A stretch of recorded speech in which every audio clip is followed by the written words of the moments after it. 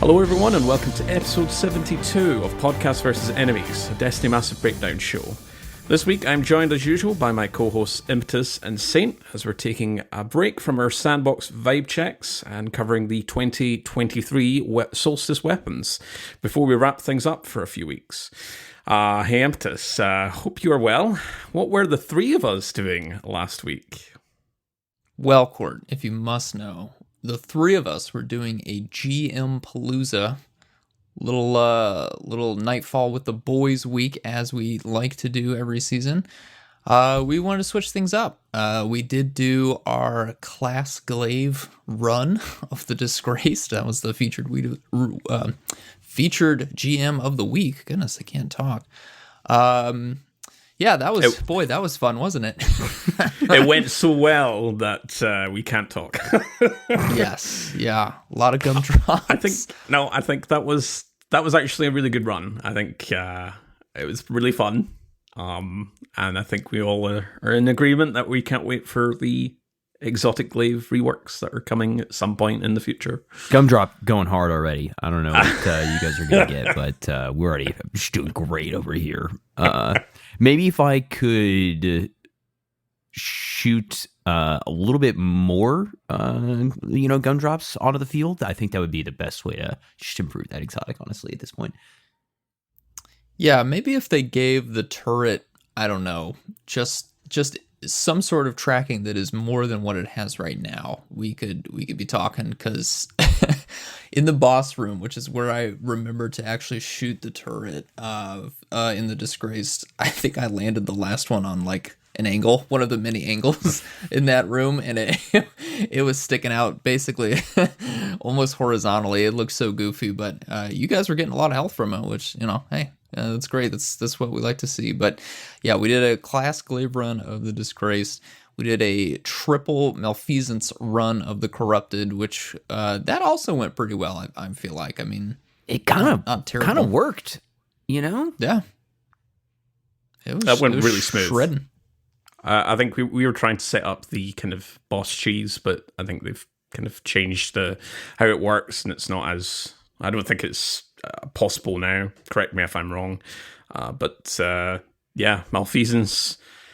Taken bonus, and then get taken spec on your other weapons, and you're going through that really smoothly. And it's one of the more egregious GMs that people are not a big fan of. I'm personally not a big fan of it because it's just such a long strike.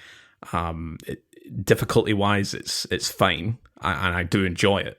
But because it just takes just that smidge a little bit long, and it just can get really boring at some points as well between each encounter. But no, that was really fun. 3 Malfeasances, just lots of explosions. And those taken ogres, deleted. Yeah, you didn't stand a chance, man. And they stand less of a chance somehow next season because that thing is going to get absolutely juiced along with the rest of the hand cannons in the game. And I think that is truly going to be a menace, whether you are running Lucky Pants or no matter what class you're on. Watch out for hand cannons, and especially Malfeasance anytime Unstops are on the table next season. Yeah, so grab that Catalyst, drop them from the playlists this season, get it done, because you will be profiting for the future. Then we did try to wrap things up with what ended up being some shambolic runs of the Lightblade GM. That boss room still can be a challenge if you're not ready for it, but all in all, it was a good thing. And then I know Court and we did end up doing a Lightblade run the day after, got that wrapped up. So I don't even know how many times I've gotten Conqueror gilded at this point, but I got it gilded for this season. So that's what I know. Yeah, Court, you also got yours gilded, right?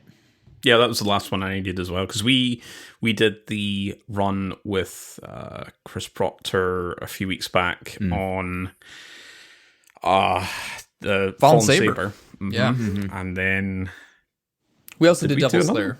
We did Devil Slayer 2 days ago. Just a standard run, yeah. Yep. Man, Devil Slayer just gives me such a good nostalgia hit as a GM because of the memory. It gives me that feeling of when you went through a strike for the very first time. This was like the very first strike they ever made. And I remember thinking it was so hard, and just like the amount of enemies was ridiculous. And now going back through, and the GM helps, recreate a little bit of that feeling, which I love. But yeah, outside of GMs with you guys, I finished up a couple catalysts. I finished up that Malfeasance catalyst, finished up just a couple other lingering ones. Touch of Malice is supposed to be getting a buff at some point here coming up pretty soon, so I wanted to round that out.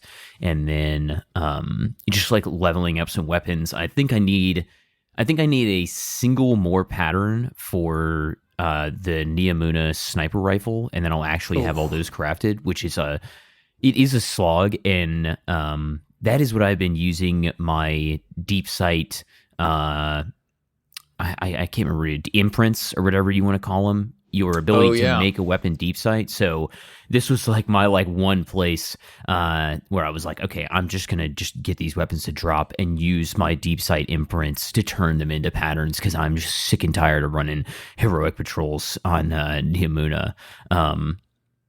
But yeah, I think I need one more pattern for the sniper, and then we'll be rounded out there, which feels good.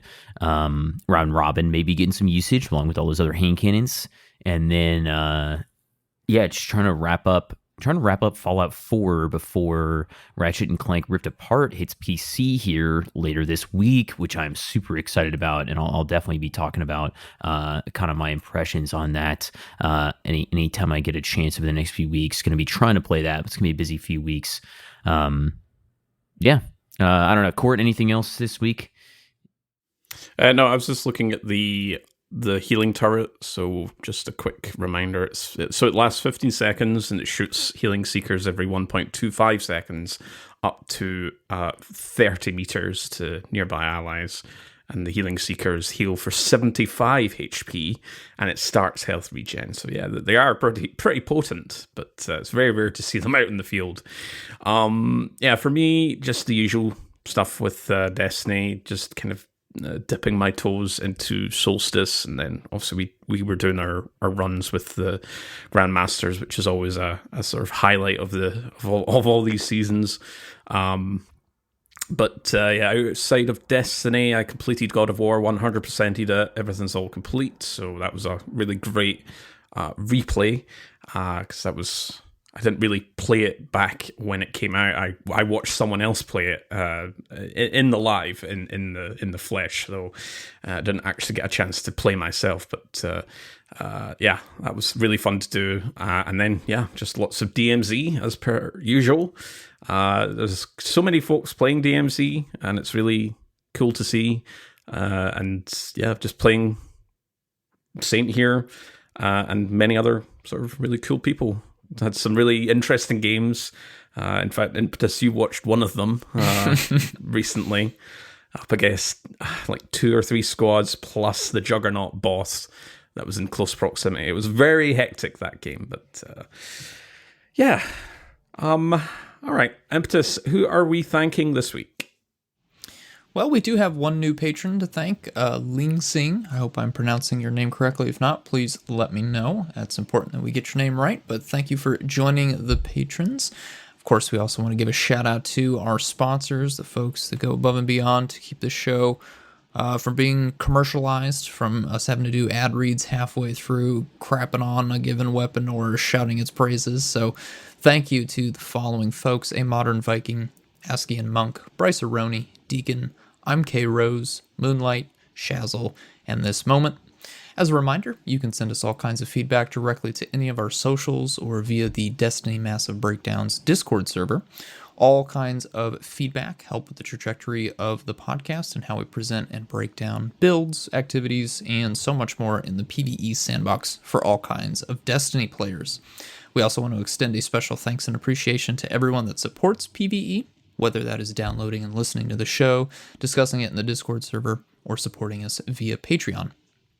And speaking of Patreon, if you'd like to support the show, please visit DestinyMassiveBreakdowns.com and click on the link to Patreon. You will get access to a members-only channel in Discord, behind-the-scenes info, input on the future of the show, and access to the legendary annual merch drop.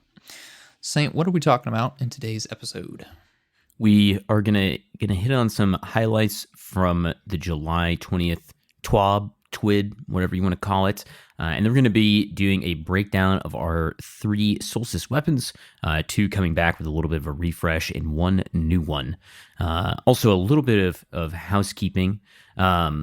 Myself and Impetus are both moving over, basically the next week or two. So that is going to disrupt our schedule of recording a little bit, as neither of us will have access to a PC, an office, or a microphone or internet, which are all pretty key in making the show happen. So we're probably going to be taking a couple weeks off, and then we will be back for kind of some more meta thoughts, an end of season review, and maybe one more other episode before the end of the season there. So just taking a couple episodes off as we both go through some big moves and stuff like that.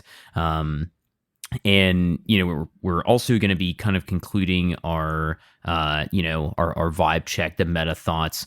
We did weapons, we did exotic armor. We'll be concluding our thoughts on abilities, probably season 22 sometime. Hopefully, we'll kind of see some more patches. We'll see a new seasonal patch then. We're going to take some more time then to talk about kind of the state of armor charge as a system, as well as just general abilities and that kind of piece of the sandbox a little bit later on.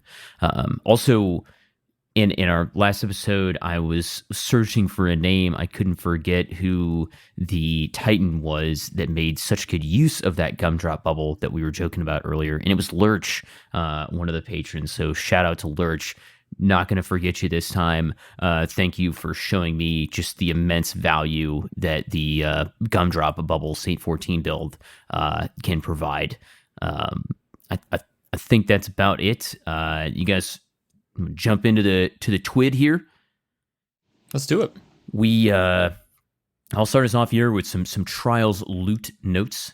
The Exalted Truth and the Unwavering Duty are going to be leaving the loot pool the end of the season. The last appearances to get the adept versions of these weapons for the time being is going to be July 28th. So it'll be the weekend after this episode comes out for Unwavering Duty. And then Exalted Truth will be the weekend after that on August 4th. You can still focus your trials and engrams for the normal version of these weapons, but you can't go and get the normal, or you can't go get the adept version of these. In season 22, they will be replaced by new weapon, whatever that may be, and a, quote, returning favorite that will join Messenger, Immortal, Astral Horizon, and Unexpected Resurgence. So it's kind of what you can expect. Those guys leaving, they've been around for a while. A couple new guys coming in. Always good to see some loot refreshes. Honestly, it's interesting. I think that they announced this one first because it's the ones that are the most difficult to get. Like these refreshes are going to be hitting almost all the loot pools. I think they're just shouting this one out really early because Trials is the most like long-term scheduled one where you're not going to be able to get those. And then the only other big note that we had here was new developer insights are incoming. Economy team will be covering some updates before the month ends. So, next week, presumably, given where we're at, we have about a week-ish left in the month. This is going to include things like masterworking currencies and weapons coming to ritual activities next season, season 22. I don't know. Any thoughts, lads? You got your Exalted Truth and Unwavering Duty roles locked down, or are you going to be jumping into Trials? Exalted Truth does not appeal to me too much. Even from a PvP point of view, I know that it's obviously quite strong, one of the strongest, but not enough for me to go and chase it. I did want to go get an Unwavering Duty for PvE. I had spent, actually, that's not true. I had spent a few of my Trials engrams on a few rolls of it, because I don't care enough about it to go and get an adept version necessarily. It's got a great perk pool, but yeah, it's just one of those weird things where the Avalanche is also available in the same archetype in the Dawning, and I can typically go and get more copies of that, not necessarily as good copies, but more copies of that to drop during the Dawning than trying to chase Trials engrams and then also focus those for a cost for the Unwavering Duty. So to me, it's not enough of a a draw, but it's definitely a very strong machine gun, and machine guns are doing quite well right now. So if you are interested in that from a PvE point of view, you wouldn't be foolish to go and chase it at all. Yeah, I think for me it was Unwavering Duty that I'd want to get. I'd need to retrace my steps here, or perhaps get some of those old screenshots out of the kind of comparisons between each machine gun and their total ammo capacity. But if I can remember correctly, Unwavering Duty was pretty high up in that regard. It was pretty good for ammo efficiency. Kind of one-upped Avalanche to an extent. But yeah, I've never really had a chance to drop myself into Trials. Just been not that interested in that side of the sandbox. Unwavering Duty was one that I wanted. Exalted Truth, not so much. I suppose, we are approaching a hand cannon buff next season. So perhaps, but we'll see. I'm not terribly interested in its loot pool. Yeah, I think the only thing that really gets me, I've got a pretty good Unwavering Duty with Fuel Prep, which, like you said, Court, is a really solid ammo economy on that thing. But the Exalted Truth can roll Under, Over, and Frenzy. And Under, Over is a trait that they mentioned will be getting a buff.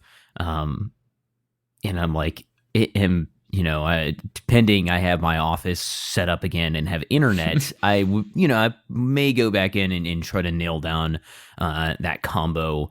Just a little hopium that it's actually going to be worth my time on the Trials card to get this hand cannon. And I'm pretty interested to see how they buff that shield trait, hoping that it is going to be a desirable trait and desirable third column trait, and maybe they'll keep it there for a while. But yeah, I think that's about it for rounding out the weapons. Do we know which weapons in the Nightfall pool are disappearing? I know we don't have this on the script. This is just something I've kind of realized. I don't think they've said that yet. Yeah. I think it's only the trial stuff has been mentioned so far. You could probably reverse engineer it if we went back and looked at the seasons they Hung first Jury came into said play. Hung Jury is because that was this week. This week was the last week to get the Adept Hung Jury, right? Didn't they say that? Well, this version of the Adept Hung Jury, when version 7 comes back next season, of course, I knew you were going to say that. No, that just kind of sprang up on me just thinking what... I know they haven't announced anything like what's going to be the things that are replacing the two things that are getting removed, but I was more curious of which ones are getting removed. So Hung Jury is kind of, we're confident as being one of them. I thought that they said, was it the Destiny 2 team on Twitter said that this is going to be the last week. Which makes sense. The thing's got 3 different Adept versions in D2. Why do they keep bringing it back? Oh my goodness.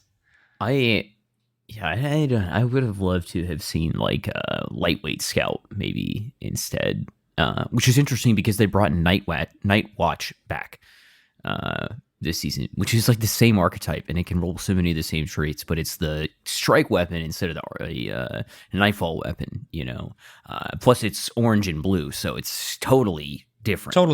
Yeah. I don't know what else is leaving. I'll have to go back and maybe we could try to figure out what's going to leave based on basically what it must be either added. Buzzard or Mindbenders, I guess. Oh, it's going to be Mindbenders. Dude, I hope it's 100% Mindbenders. It's going to be Mindbenders. Okay. Yeah, because a lot of this, loaded question already left. Goodness sakes. Braytech Osprey's brand new, right? Loaded question is back. Oh, maybe Mindbender says I have not been looking. Yeah, no, it could be Wendigo, maybe. Yeah, that or Buzzard. I don't know. No, because Wendigo was Seraph, which was fairly recently. And then like the other two, when did Buzzard come out? Was it Plunder or was it Seraph? Or was it last season? we are not sounding Buzzard is last season, so it's 100% gonna be Mindbenders because Mindbenders debuted in Plunder. Man, All right, God, I well, forgot let's Mindbenders was still around. Holy moly. yeah, let's just try to forget that Mindbenders is a Nightfall weapon for a second here and talk about the Solstice weapons. Court, you wanna kick us off here with our origin trait? Yes, so we do have obviously our 2 returning weapons, Something New and Compass Rose, and we have a brand new one. But yes, the origin trait is Dreamwork. We have a little bit more information since last year when we covered this as to how this works. So assists or assisted kills will refill up to 66% of the magazine. It can only be activated once before needing a manual reload. So if you can remember, if you were playing last year, you could get some really giant magazines because there was no kind of trigger to stop it from keep overflowing the magazine. It can also be activated while stowed, only if the weapon with Dreamwork has dealt damage. And as I mentioned there, magazines can overflow and it will always round up. So we do have a single magazine weapon with the rocket launcher, and that just basically means it will get an extra rocket. But we'll talk about how that specifically kind of comes into play when we get to the rockets. First up, Impetus, you want to take with the pretty interesting hand cannon. Yeah, something new. This is a stasis aggressive frame hand cannon that's firing at 120 RPM. We are again going to be looking at some of the archetype peers in the same slot, so we're not going to be talking about some of the other juiced 120s that we have that might be in the energy slot. We're just looking at up in the kinetic slot what the options are. So we're comparing this to most recently Round Robin, then also Pure Poetry and Loud Lullaby. On the stats side, we have for something new 58 range, that is the best by 2 points, 27 stability, that is best by 4 points, 24 handling, that is second to Pure Poetry at 26, and then 25 reload, which is second to Pure Poetry at 26 again. So actually does have really solid base stats when you're looking at the other currently obtainable 120 hand cannons in the kinetic slot. Again, not looking at the energy slot, we're just trying to be focused on the same slot here.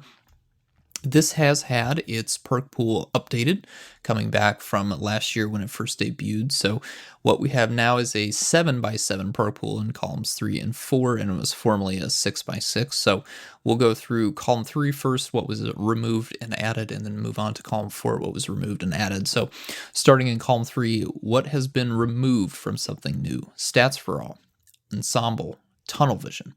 What has been added to column 3? Discord, rapid hit, subsistence, pugilist.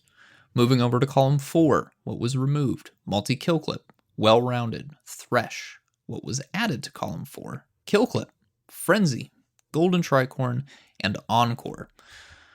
I think we can say this is a glow up, right, boys? This is the added perks outweigh the removed perks by a good amount here. We'll get into that a little bit more specifically here, but when we look at our barrels and magazines here, again, 120 RPM aggressive frame hand cannon, you're looking at pretty good range, pretty low stability, pretty low handling, pretty low reload speed. So when we look at our barrels here in column 1, fluted is going to be pretty strong here just for those juicy stat bumps to handling and stability, which are low. Although if you are fine with the handling, you could always go with small bore for that equal bump to range and equal bump to stability if you want to really push out the range there. On the magazine side, we do have the 3 rounds options there: armor piercing, high caliber, ricochet. I think those would all be fine. If, again, reload speed is still really something that you need to get touched on here, we do have some good options. So flared magwell, light mag, and then also alloy magazine, which I feel like I don't see a whole lot on a lot of guns anymore. Those will all help you with your reload speed with various conditions. So alloy, of course, magazine needs to be empty when you go to reload to get that boost. That's a 0.8 times multiplier, reload duration multiplier. Whereas flared and light mag are just stat bumps, straight stat bumps. A lot of different ways to go with this. Again, I don't think we can really recommend any one option here. It's just which stat is really causing you a problem. That would be the one that you would want to focus on for those first 2 columns. Moving on to column 3. A lot of good PvE perks here. Again, new rapid hit, Feeding Frenzy, Wellspring, and then another new one, Subsistence there. Great options. Wellspring in Column 3 is pretty rare. I think that's what we talked about last year when this gun debuted, of course, is getting a few Wellspring rolls because you can pair Wellspring with a damage perk. In Column 4, speaking of damage perks, Headstone returns. We've got Harmony, and then Frenzy and Golden Tricorn.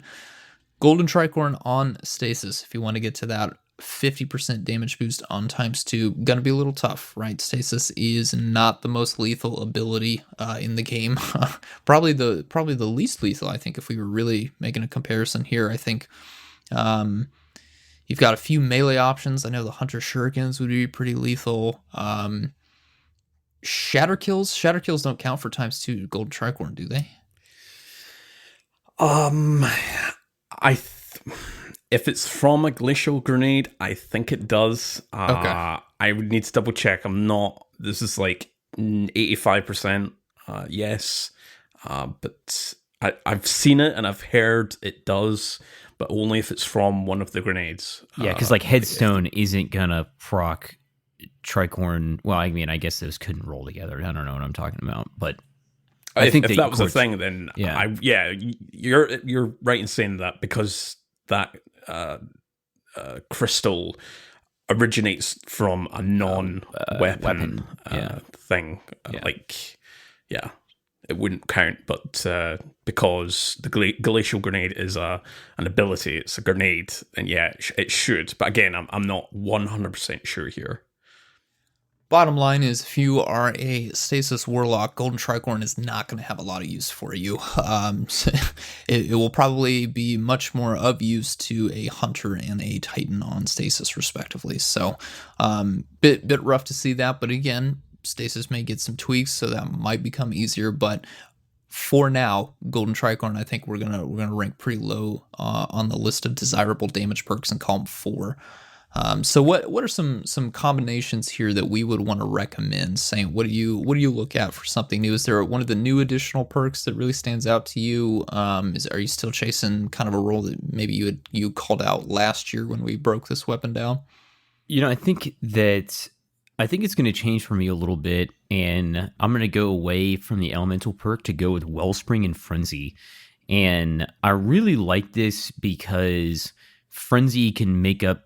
It's like made to counteract the weaknesses of an aggressive ramhand cannon. Its weakest points are its reload speed and its handling, and Frenzy gives plus 100 to reload speed and handling. And then that also, I would probably hope to have something else in, I hope to have a mag that is going to give me a little bit of reload, so I'm not just totally suffering when I don't have Frenzy up. Your light mag, flare mag, alloy, like you were talking about. I would probably want to have one of those, so when Frenzy's not activated, it's not feeling so bad. But then I really like Wellspring because it is, my Column 3 trait is a little bit freed up by the fact that I'm getting 100 reload speed from Frenzy. And I mean, I think that's definitely going to be my desired role. I have a Headstone one from last season, which is still solid, but definitely Wellspring and Frenzy is probably going to be my go-to there, just because the way the ability energy is like chaining together. I play a lot of Hoarfrost Z when I'm on Titan, and especially that now that the kind of the mods have started to come back, synergy for this build is like starting to come back a little bit, and I think this is a great weapon to pair in there, and it's probably going to be looking pretty solid, giving those scout rifles some serious competitions. A weapon like this that's, got about 35 meters of range, effective when you invest just a little bit into that range stat. Court, how about you? What are you looking for on this iteration of something new? Yeah, Frenzy is definitely jumping out for me, but if I was to go down the route of me being the Revenant Hunter and with the Shurikens, I can get those easy stasis kills for Golden Tricorn. But as a little sidebar, we've been mentioning it over the last couple of episodes, and obviously this episode as well, but as a reminder of what they're doing to hand cannons next season, is they are increasing the reload speed at 0 stat, by 15%, and then obviously it scales down up to 100, where it's basically unchanged. So this will be a substantial benefit to hand cannons with a low reload stat, which is, something new, is 120. Its base reload is 25, so it's very low. Obviously, Frenzy does boost that up to, a 100, but if you were to go down Golden Tricorn route, then you are still getting a sort of a gain with the changes to hand cannons. That also includes the damage against rank and file targets by 20%, and then by elites by 75% increased damage. So very interesting to kind of play around with this next season. But I think I'm going to be pretty boring. Just say rapid hit and Golden Tricorn. I think rapid hit, just having that reload speed plus stability plus the reload multiplier, just for an aggressive frame hand cannon is really useful. But again, if you're not really wanting rapid hit, if you want to go something like Discord or play down the route of Pugilist for your melee base builds, or you mentioned there Saint with Wellspring, then you're not going to have as much of a detrimental reload compared to the current sandbox. But for me, Frenzy, definitely the big one, the big draw. And then Golden Tricorn, but this is exclusively for hunters who have a much easier time. And I have actually just checked, but yes, the shatter from a glacial or a dustfield grenade, if you're using one of the aspects for hunter, or renewal grasps, does work for Golden Tricorn. It's just those two. Something like Headstone or any other source of glacial grenades will not proc Golden Tricorn. Impetus, how about you, man? What are you going to save out of all your something new rolls?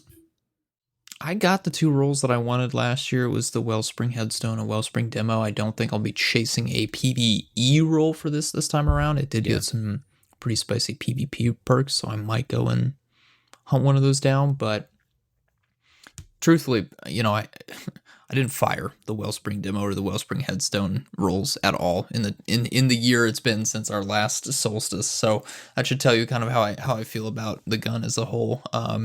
I have what I want and I still don't use it. Next season though. Next season. Well, next season.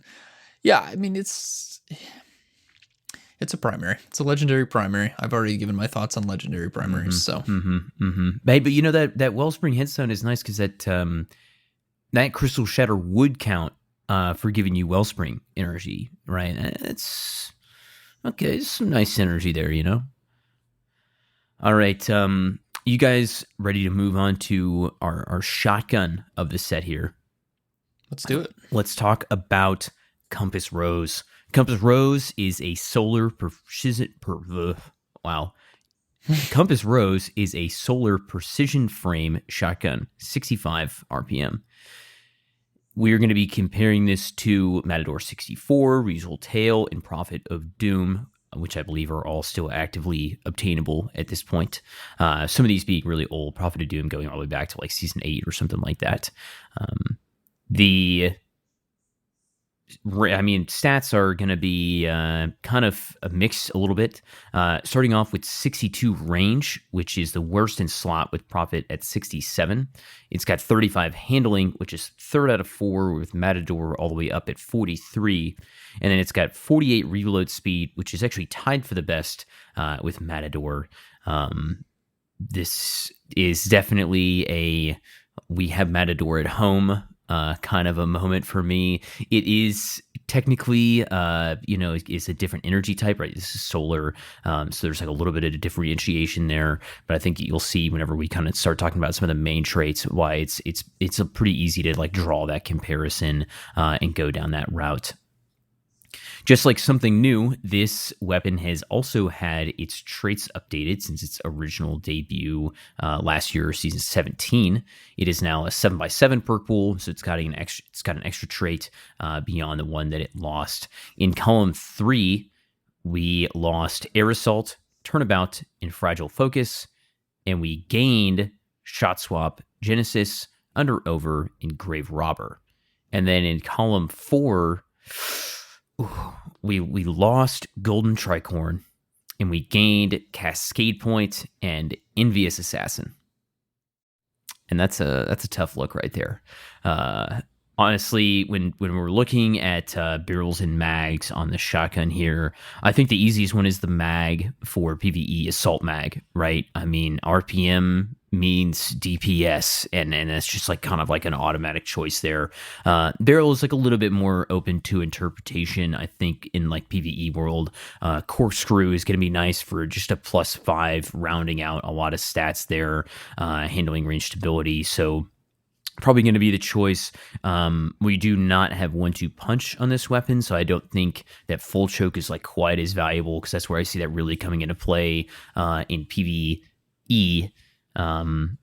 But yeah, out of our, kind of our column 3, still not super strong. I mean, you got Lead from Gold, you have a Grave Robber, which is a very classic, shotgun trait. In column 4, Trench Barrel, Incandescent Vorpal, Cascade Point, maybe for like a little bit of burst. Impetus, you gonna be using a Compass Rose? What are you gonna be saving on your Compass Rose rolls? Nothing for PvE, unfortunately. I was just pulling up my vault to look at some of the other solar shotguns that we have out here. So most recent one would have been Ikelos SG Volume 3, version 3, I should say. That's rapid fire, so different frame. I don't think I have a precision solar, but I don't necessarily think I need one for PvE. And then Mindbender's Ambition, which I did have a pretty good adept roll. And then going way back, we have Without Remorse. That's a lightweight frame solar shotgun. So I think I'm covered, honestly. There's some good rolls here, but them losing Golden Tricorn, I think, was a pretty big hit, because that was a pretty unique perk for all of those compared to all of the shotguns I just mentioned. So I guess like Cascade Point, well, no, because that still shows up on other. Yeah, I don't know. There's not a lot of unique roles here that I want to go chase necessarily. Like, it doesn't even have Swashbuckler, so I guess Grave Robber Trench Barrel would have some synergy there. Well, no, because you have to get a kill with Grave Robber, and Trench means you just have to hit. Yeah, never mind. Yeah, Lead from Gold Trench Barrel. I'm much more interested in the Quick Draw Snapshot. That, to me, is something that I definitely would want for PvP, but of no use to PvE. Envious Assassin in column 4. I mean, why? Yeah. Why column 4? doesn't make a lot of sense. And Under Over, I'm looking at that like, what is that change? Is there something I don't know about Under Over that's going to make me want to put this on a shotgun? I don't know. Seems strange. Court, how about you? Are you saving any shotgun rolls here? Well, we were obviously talking about shotguns before the episode started, Saint and I was just kind of remarking at how many shotguns I have in my vault, and it's very few. I have almost as many exotics to legendaries, ratio-wise, and it's a lot of duplicates here. I've got Ness's Ablation, I've got 2 Reese Walkers, I've got the old threat level from way back in like Scourge days. That's a little kind of memento. And then I've got my Compass Rose from last year with Golden Tricorn and Lead from Gold. And that's what I would be recommending, but Golden Tricorn's not here. And it's like Solar is, much like Arc, is one of the best subclasses to proc Golden Tricorn. It's so easy on any of the 3 classes. Yeah. But seeing that drop out is just a big sadness. So really, like, I wouldn't recommend Incandescent because I've got the shotgun, the Ikelos shotgun for that. Trench Barrel maybe, but like I just don't see much utility with shotguns right now. It's in the same ballpark as heavy grenade launchers. How there isn't really a spot for shotguns, legendary shotguns anyway, in the sandbox.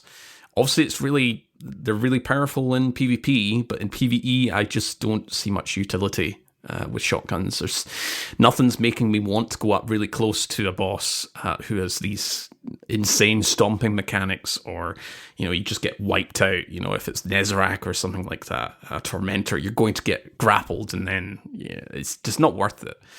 So it's really tough here. I'm in the same boat as you, Impetus. It's really struggling trying to find like a combination here. Like I would probably say Grave Robber and Trench Barrel, but that's your really classic shotgun up close and personal combination. Yes, you do need a final blow for Grave Robber to proc, but it can overlap with Trench Barrel fine, even if it is a hit or if it's just a kill outright. If you get that kill outright, you get both procced anyway. It's really struggling. Like, Envious Assassin in the fourth column is just like, well, we know Envious is getting a buff in the future. We don't know what that entails. So maybe I'm seeing something, Bungie's seeing something that we aren't. Envious may be an interesting, like, depending on how it interacts with the magazine count here. I was doing the calculations. I am not 100% sure if it goes off by the base magazine value or if it tacks on with like having tactical mag if you have Envious Assassin attached. But if it does with just the tac mag, which brings it up to 6, you can get up to 10 in the magazine when you get that overflow with the origin trait. But yeah, beyond that, it's trying to find a use case of utilizing that, and it's just I just don't see anything here for PvE. Yeah, I similarly looking through my vault here. I think I've got probably 5 legendary shotguns that are not Crucible focused roles. And I'm even looking back at a 7th Seraph CQC with Trench Barrel on it and auto-loading holster, and I used to use that thing a bunch. You jump into a scenario, you swap to the weapon, quick punch, and you can burn down a target. And I was kind of lamenting this in one of our previous episodes, but don't think that the worth of the damage is balanced out with the risk of getting close enough to deal damage with a lot of the pellet shotguns, and it has not been the case for a while. So honestly, would love to see this thing get bumped up. Would love to see pellet shotguns and PvE get bumped up in general, and to balance out for the risk of the closeness. Because something like Lit from Gold Trench Barrel or even Cascade Point for like getting some burst damage out sounds interesting. But yeah, we just need to see a little bit of a buff to pellet shotguns in PvE, I think, before that's going to be super relevant. And the thing is, shotguns do have a place in the sandbox, but I only am kind of drawn to the exotic variants. I mean, Saint talks about conditional finality all the time, but I'm with him. It's a very unique shotgun. It almost feels like it's a different weapon entirely, even though it's just a dual barrel shotgun. But there's still use cases. Like I've sometimes used duality, and I've used, I'll say fourth time's the charm. Fourth Horseman has some massive burst potential. Like you can delete champions off the planet with that thing. Legend Vacrius has had a very nice uplift recently. They keep buffing it. It's like the shotgun version for Leviathan's Breath. They also added Trench Barrel to that. They've increased the range. They've removed like the sort of heaviness of Legend of Vacrius. So like that's in a really good spot. But again, it's a heavy shotgun. Tracked cannon is its own thing. We were kind of gushing about this before the episode as well, how it's had a nice uplift, as we've mentioned in previous episodes as well. But when it comes to a legendary shotgun, it's just like, there's just nothing that's drawing me to it. Conditional finality, yeah, I will barrel stuff that in a champion's face, but a trench barrel legendary shotgun, nah, no thanks.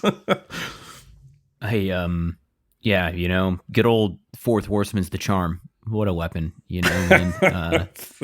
And I think that the last thing I'll say about shotguns here is I think that 1-2 punch is like the only trait that has like kept shotguns holding on in my mind. And even some of those kind of like ridiculous Titan melee focus builds have been getting like toned down a little bit over the past few seasons, which is reasonable because there are some strategies where you can stack up like Worm God's, you know, Caress, Burning Fists. You slide in, you get the shotgun shot off, and then you shield bash or whatever it is, and you're able to just do absolutely obscene amounts of damage. But that's kind of like a very niche, very, you know, just Titan kind of sub-focused melee build thing, and that's the only thing that's been holding on for legendary shotguns for the past few seasons for me.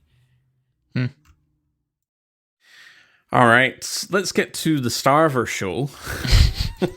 That is our first Strand rocket launcher, crowning Duolog, and oh boy, this is a doozy, lads.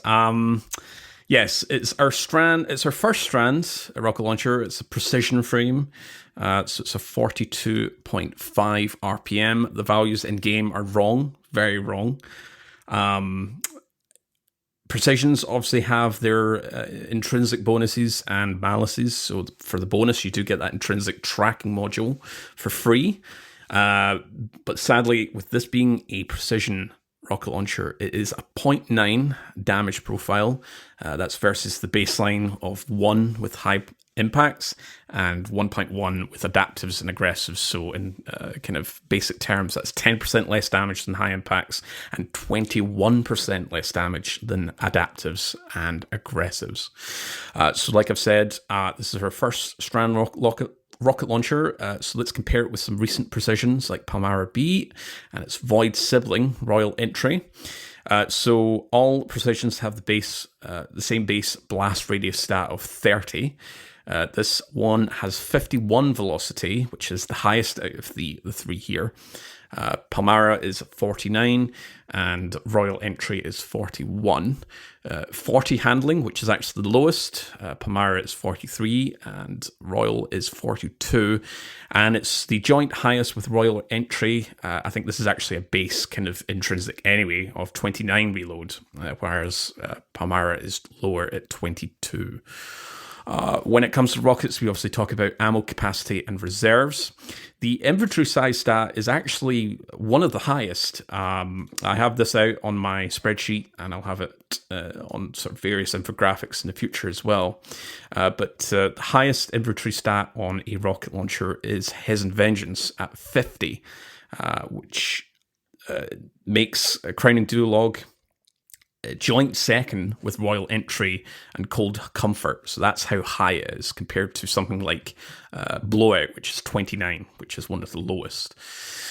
So pretty high. As a reminder how that kind of interacts, if you have a higher infantry size stat, you get more gains for ammo pickups, and obviously you'll get more in your total ammo capacity, which interacts with field prep and enhanced field prep.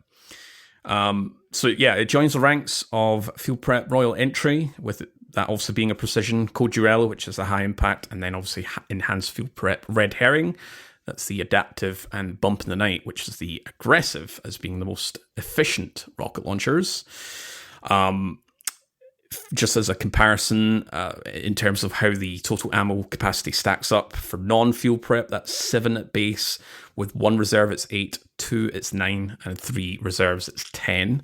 And with field prep active, if you have that on your third column, base is 9, and 1, 2, and 3 reserve mods are 10. So you only need 1 reserve mod to get that to that maximum 10 ammo capacity, which is the same with Field Prep, Royal Entry, Cold Duello, and Enhanced Field Prep, Red Herring, and Bump in the Night. So it's very ammo efficient here.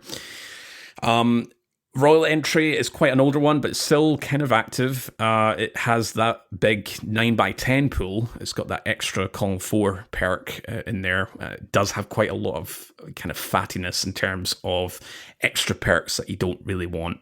So it's kind of a mixed bag if you want to chase either Royal Entry or this one. This is obviously active for 3 weeks. By the time this episode comes out, it's only 2 weeks before it ends.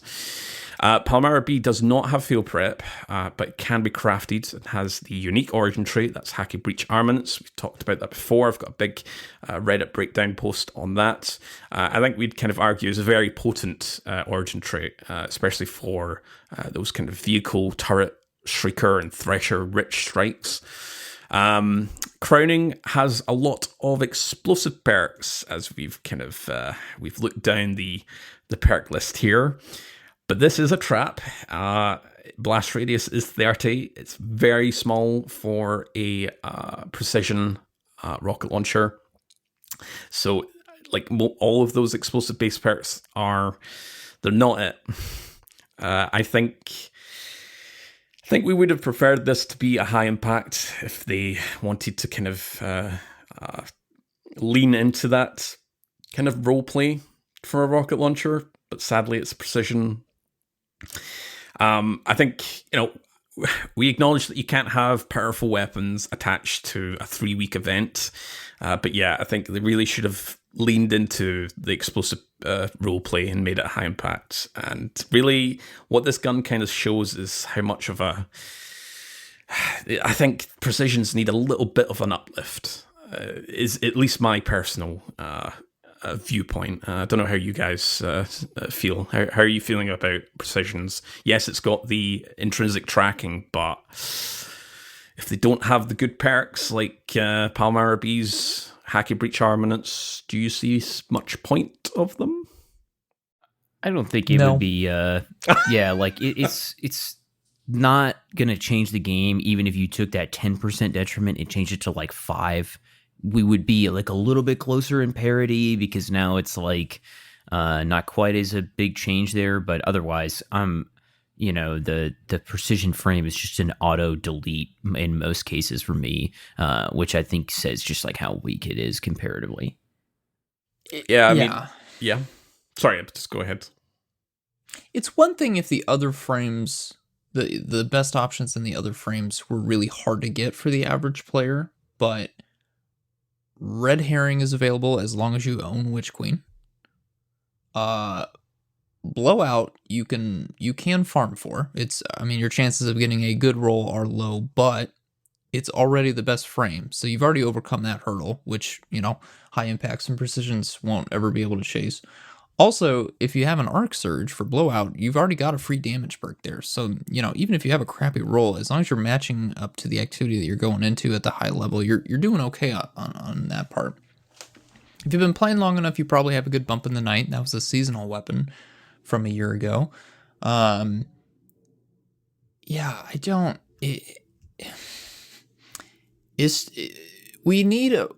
We need something for precisions, I guess. I don't know what it is. I'm not going to pretend to sit here and armchair dev what they could do to precisions. I have no idea. I don't know if something else needs to get brought down. I don't know if it's just a matter of bringing precisions up, but in the current state, there's no reason for you to be using a precision rocket launcher because you absolutely can get your hands on a better option.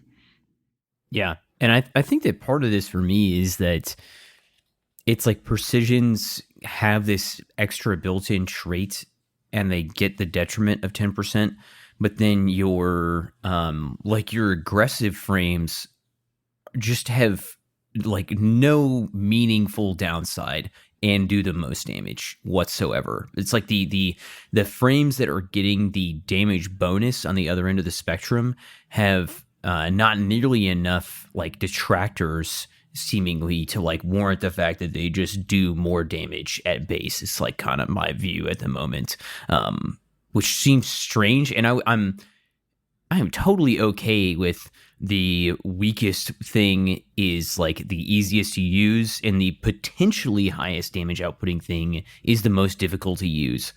But it's not hard to use. There's no, there's no meaningful like difficulty increase in landing my shots on like an appropriate target. And even then you can put tracking on something if you really want it. You can sacrifice one of your other traits and just put tracking on your crafted Apex Predator or whatever it is if you really want it. But I mean, I find a lot of the times that when I'm using rockets, I'm probably using rockets on a target that I don't necessarily need tracking on to land my shots. And even if I have tracking, it's not going to do me a ton of favors, right? Like I remember back in the day using like Palmyra was like super meta for Rolk. It was like Izai's Burden and Palmyra B, and even then, like I really don't know how often like the tracking module part of that rocket launcher is helping me land my shots, because generally if you're like timing it out right, you're waiting for him to dash, he's standing still, you shoot the rocket off, like as long as you're even like relatively accurate, you're going to land it. I get the tracking modules a little bit of help, but again, the other archetypes of rockets just don't have enough detriment IMO to warrant how much more damage they do. I've seen some people argue that with Nezarec and Samuma, tracking has more of a place, and I've missed rockets on both those bosses, but that's because they either, in the case of Nezarec, jump really high really quickly, or Samuma just straight up teleports.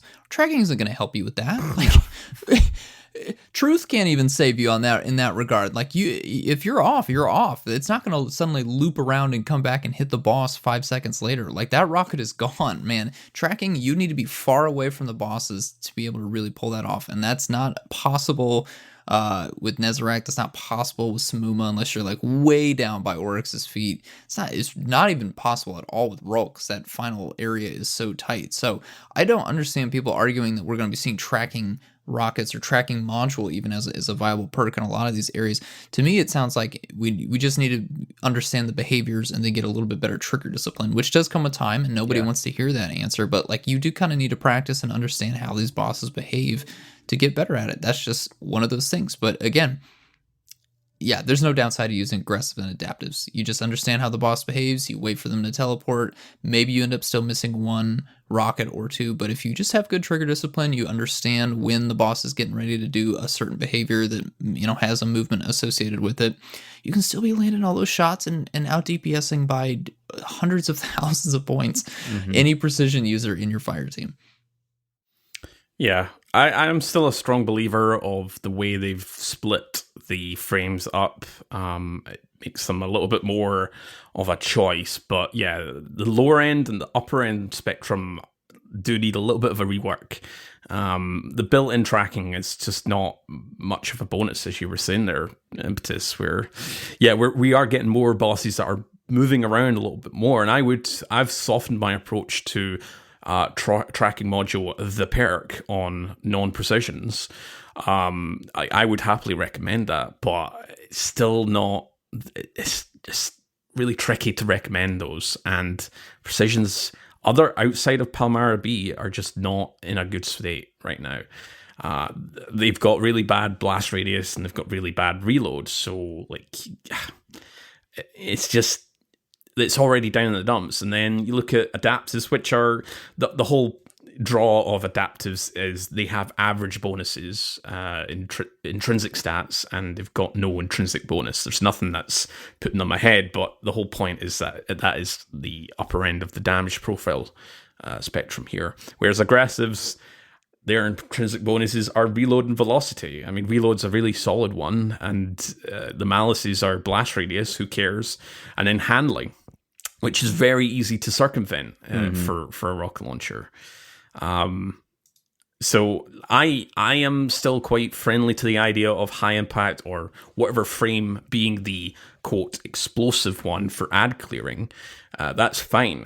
I want them to really play into that, to really pivot into that kind of role play. But precision's just having that, the big bonus is it tracks, but everything else is really bad. And it's like, nah, I'm just not interested here. But yeah, no, I'm still happy with how they've split things up. I just think they need to really play further into their respective roles. Maybe give precisions something extra. I'm not entirely sure what they could do. Maybe make it be one of the higher velocity kind of perks. It tracks and it has much less time in the air, or make it one of the more kind of handling, because it's quite, those rocket launchers, they look smaller, like visually speaking. I know we don't really talk about this because it doesn't really matter, but visually speaking, precision rockets, they're a lot thinner. They look a lot lighter compared to your aggressive, like a hothead. Compare a Palmyra B and a hothead. Hothead just looks bulky and chunky. So maybe play into the handling aspect of it. It's much easier to play around with precision versus an adaptive or an aggressive, where they're a lot more bulkier, just to get those kind of like hot swapping rocket launchers. But yeah, that damage negative of 10% at baseline and then 21% is just huge. I kind of feel like they could afford to tighten the gap again, and then swap high impact with aggressive. I don't see why high impacts are classified as the ad clearing super, but rocket launchers. But yeah. Anyway, that was a bit of a side tangent. We're still breaking the weapon down here. So highlighted barrels and magazines, really, it's entirely what you want to do. But if you want to go for velocity, for barrels, it's hard launch. And if you want handling, it's quick launch.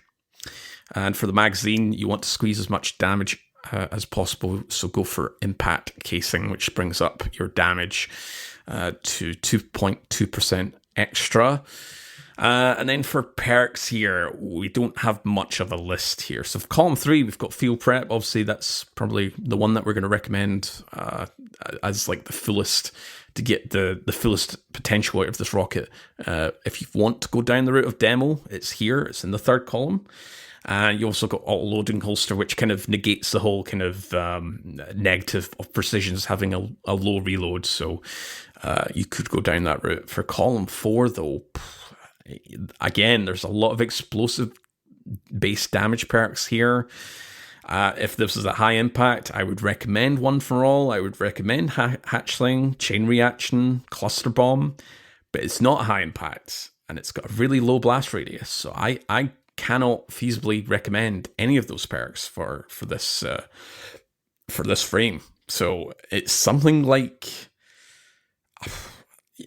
Envious Assassin, which is not a damage perk, but it gives you more rockets as long as you're slaying out with your other weapons. How are you guys feeling? Saint, what are you recommending? What's your picks? Hatchling.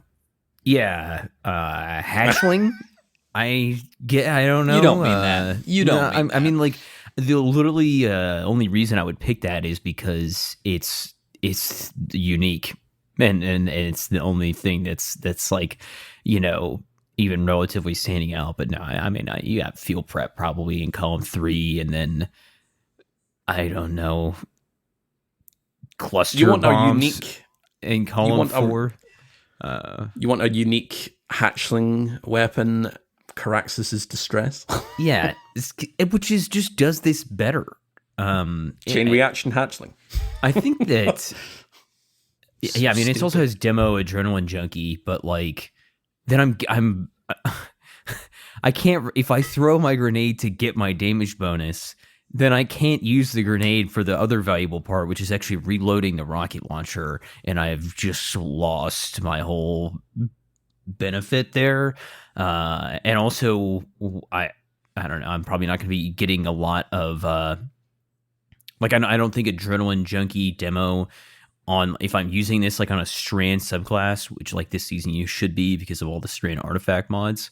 That's also just not doing it for me. So yeah, probably like field prep and cluster bombs, or like field prep and like chain reaction or something like that, or demo and chain reaction if I'm going to try to like shoot it at groups of enemies. But I think that this weapon is unfortunately the victim of being the first in its archetype. It can't be you can't make the premier weapon in a energy type and an archetype the best version of itself, because then how can you power creep past the initial release if the initial release was the best version of that weapon?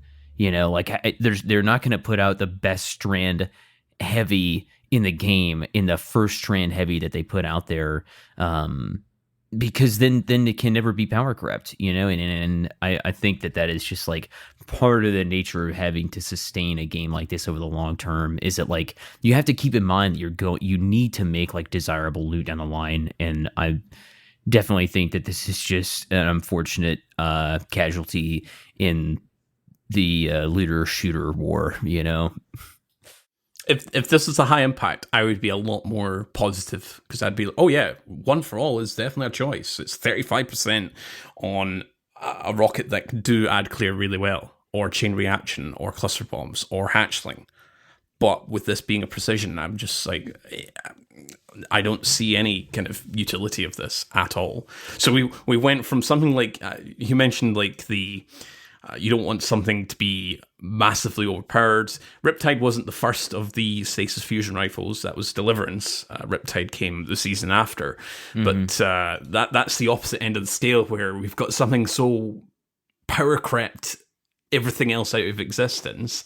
Now we've got something here which is just like, it's dead on arrival. It's big sad.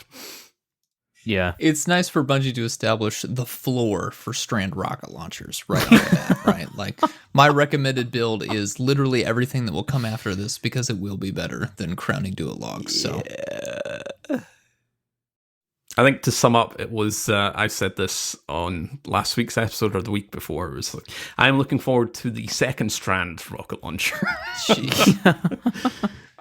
Second Strand linear fusion rifle, second Strand rocket launcher. I'm detecting a theme here, guys. Yeah. Which, the interesting thing about that Strand linear from Gambit is that it's actually like quite good with the whole unraveling rounds thing that's going on this season in the artifact. It's really like strong, man. And unfortunately, some of the weapons that can capitalize on that are not. Anyways, I digress. All right. Well, that does actually reach the end of this episode. I know, surprising. We're only at an hour 7 minutes. I looked just at the flew clock right here. by. Mm-hmm. Yeah. Any final comments? Obviously, as we said, this will be the last episode, at least for a couple of weeks, to 1 or 2 weeks anyway. You guys got anything else to add? Honestly, go chase armor. That's really what the Solstice is for.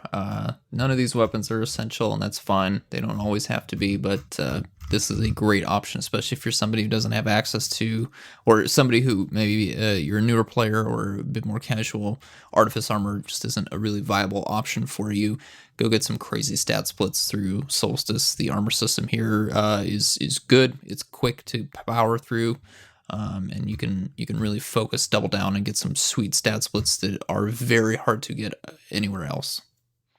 Yeah, if you don't have some really good hand cannons, you can go get them, okay? Because the time of the hand cannon is nigh, man. And this doesn't have to be raids and dungeons, but like a lot of the stuff we were talking about, get yourself a something new, whatever role it is that you would prefer. Definitely grab on that guy and try to pick yourself up a few others of our kind of top hand cannon picks, especially if you can get into Deep Zone Crypt and to do some raiding for a posterity. If you don't have Malfeasance, or you don't have Sunshot, you've never used these really, you've never focused on them. Get some of those guys on deck, because I think it's going to be a lot of fun to be using season 22, hand cannon meta potentially on the horizon here.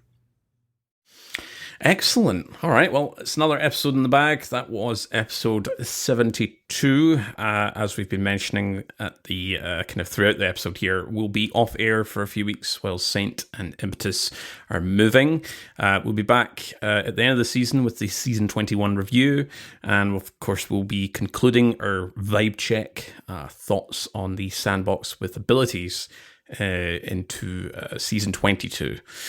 We want to thank our amazing community, patrons, and of course you, the listener. Special thanks to our audio engineer, Autodidaktos, for keeping us sounding immaculate every week. And my name is Court, and you can find me over on many social media websites as Court Projects. on Discord as the same. And you can find my spreadsheets and infographics over on the Destiny Massive Breakdowns website, along with other community applications and spreadsheets to enhance your Destiny experience. Saint, where can we find you? Yep, my name is Saint Kabir. You can find me by Saint_Kabir on Twitter, Discord, and in the game. Be sure to follow @Massive Breakdowns or check out the Discord server for updates on the show, new episodes, all that kind of stuff. Impetus? My name is Impetus. You can find me by that name in Destiny and in Discord, and as Impetus always on Twitter. Have a great rest of the Destiny season, everybody. Go chase out those last few weapon rolls, armor rolls, seasonal challenges. We will be with you in about a month.